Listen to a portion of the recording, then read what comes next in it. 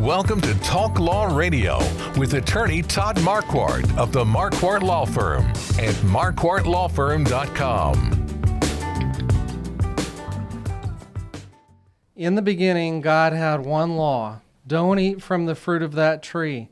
Then he gave Moses the 10 Commandments. And now we have municipal, state, and federal lawmakers that won't stop creating new laws that might impact you without you knowing it. So listen to Talk Law Radio on Saturdays and Sundays, and anytime on podcast or YouTube. Subscribe to YouTube, give me a thumbs up, and post a comment. Now, this is the fourth segment, so we're going to talk about legacy.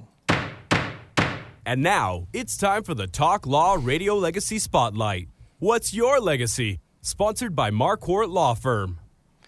Joseph, you know attorneys at Marquardt Law Firm focus on business and estate law, including last wills and living trusts. Mm-hmm. It's all about legacy. Mm-hmm. So today, I want to talk about somebody's bad legacy. Mm-hmm. Remember Luigi Mangione? Yes, yeah. The guy that assassinated the United Health the CEO. CEO. Mm-hmm. Well, there was a story on boldfact.com. I don't remember where I got this article because I didn't even know that boldfact.com was a website. So I probably got it from some email newsletter. I subscribe to a lot of newsletters. Mm-hmm. But anyway, it says the grandmother of Luigi Mangione, man accused of the murder of United Healthcare CEO Brian Thompson, reportedly left tens of millions of dollars to her children and grandchildren after she passed away on one condition. Any grandchild who wanted to inherit money could not be, quote, charged, indicted, convicted of, or plead guilty to a felony, end quote. Yeah. Did you hear that? That's crazy. That's like poetic justice. That's right, crazy. Yeah. Right. Yeah. So now I want to have one of those clauses in my will. That's a good clause. Yeah, don't break the law.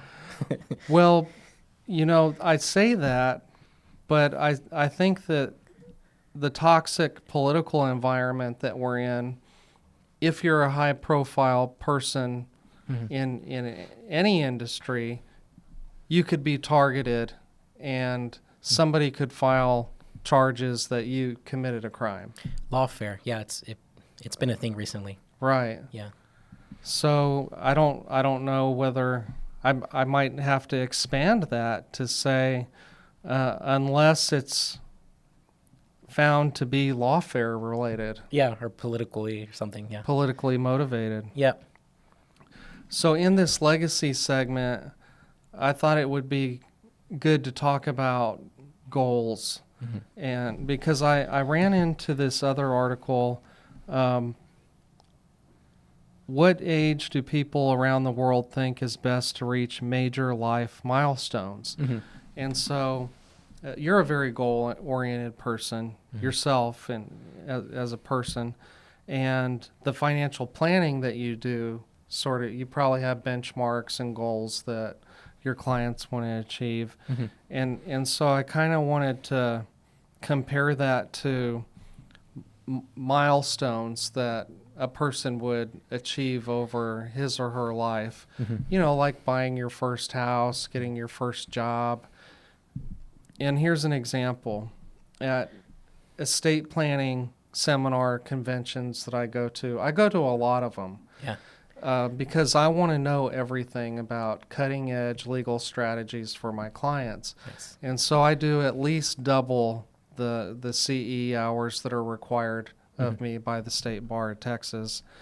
And what I've discovered is that, or what estate planning attorneys like to talk about, like when we're sitting around, is the age of maturity, financial maturity. Yeah. To be more specific.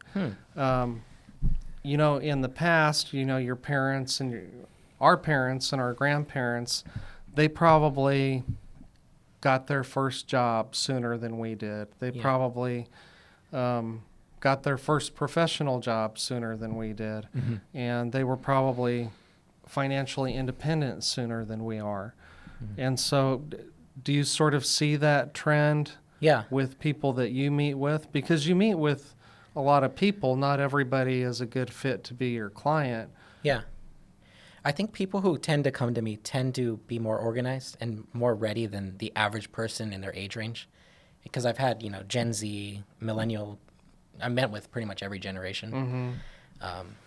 But I've definitely noticed that trend on the whole of people maturing later.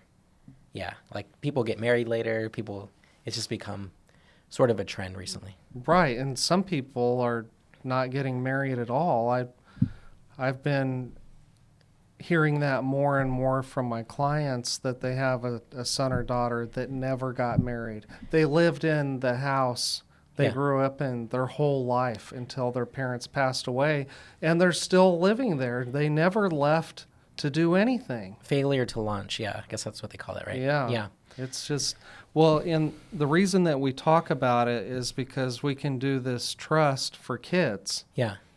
And back in the olden days, it was a trust just for the minor child, because a minor child cannot inherit anything, even by way of life insurance or retirement plan. The financial services company just won't write the check to a 4-year-old. For sure, yeah, that's good. And so that's why we include this trust for minors.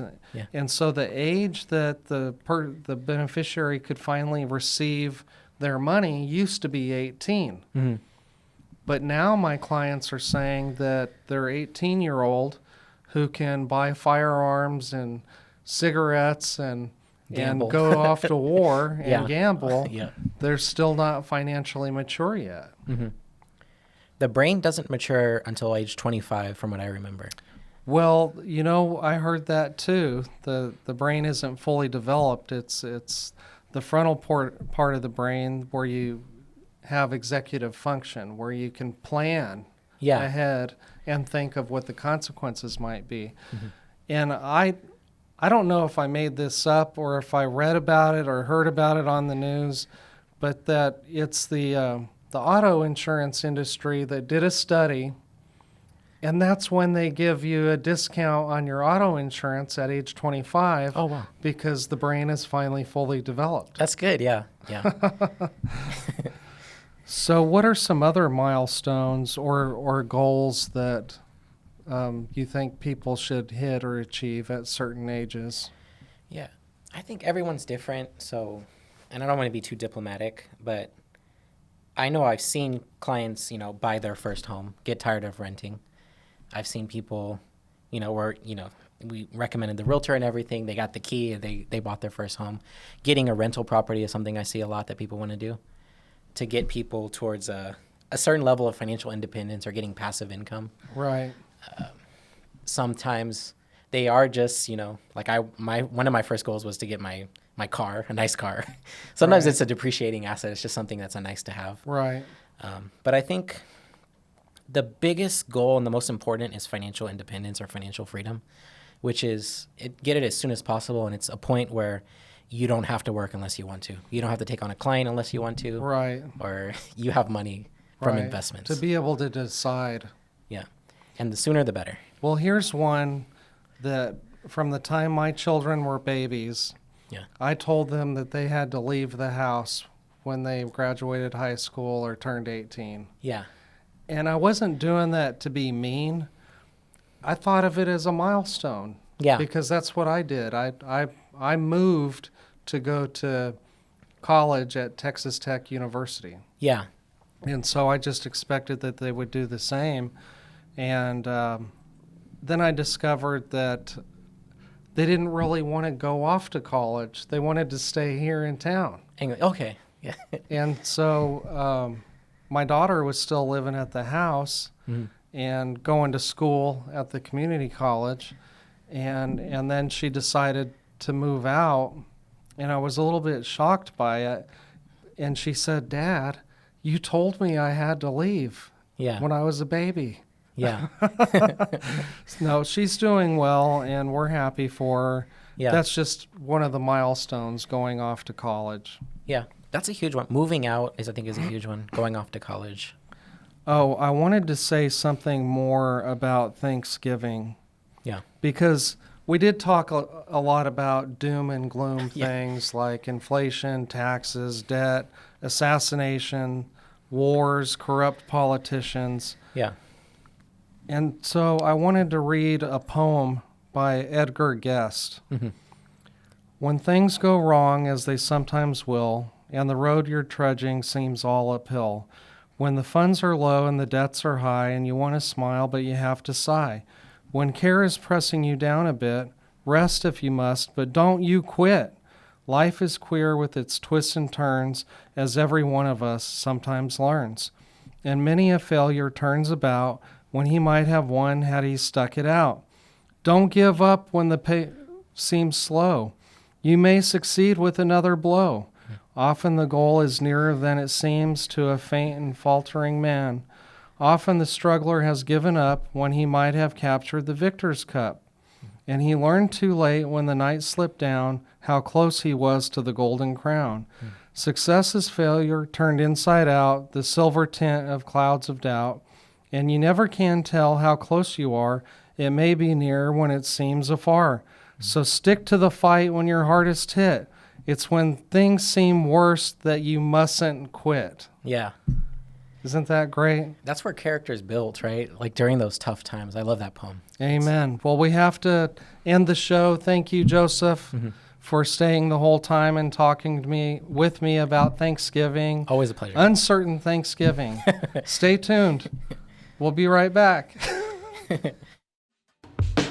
This has been Talk Law Radio with attorney Todd Marquardt, brought to you by the Marquardt Law Firm. You can learn more at marquardtlawfirm.com. And be sure to listen to the full Talk Law Radio show Saturday mornings at 11 on 9:30 a.m. The Answer.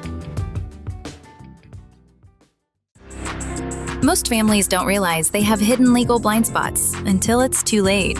Wills, trust, Medicaid planning, even protecting a business. These are the kinds of issues attorney Todd Marquardt helps uncover before they become problems. Todd is the host of Talk Law Radio, where each week he guides listeners through the legal challenges families, veterans, and business owners face, while showing them the practical steps to protect what matters most. Catch Talk Law Radio, Saturdays at 11 a.m. on 9:30 a.m. The Answer, 6:30 a.m. The Word, and now in Houston on AM 1070 and 103.3 FM The Answer, or anytime on YouTube.